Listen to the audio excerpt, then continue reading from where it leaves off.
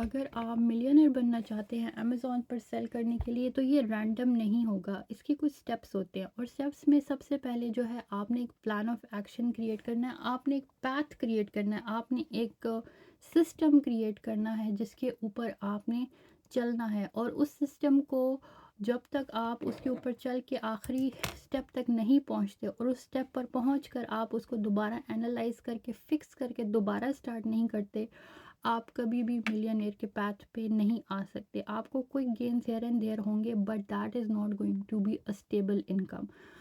मैं सबसे बहुत ज़्यादा रिक्वेस्ट कर रही हूँ स्पेशली हमारी नई जनरेशन से कि quick money should be part of your portfolio, not your entire portfolio. I do understand लोग पैसा बनाना चाहते हैं, आपने अपने माइंड को रिलैक्स करना होता है कि भाई मैं इतना काम कर रहा हूँ कुछ हो रहा है, so that should be part of your portfolio but it not should be your entire portfolio.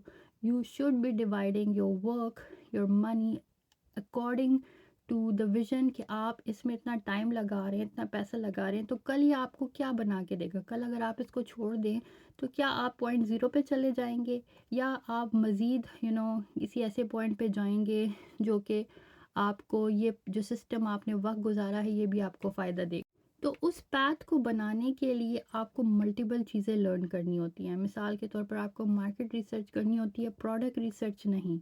Market research और प्रोडक्ट रिसर्च दो अलग चीज़ें हैं, दोनों इम्पॉर्टेंट हैं, लेकिन अगर आप जो है एक एसेट बिल्डिंग के पोर्टफोलियो के हिस्से पे काम कर रहे हैं तो उसमें आपको मार्केट रिसर्च करनी होती है and there are methods to do that, you need to learn them. अगर आप में से कोई भी इंटरेस्टेड है अमेज़न पर काम स्टार्ट करना चाहता है तो लिंक मेरे बायो में मौजूद है।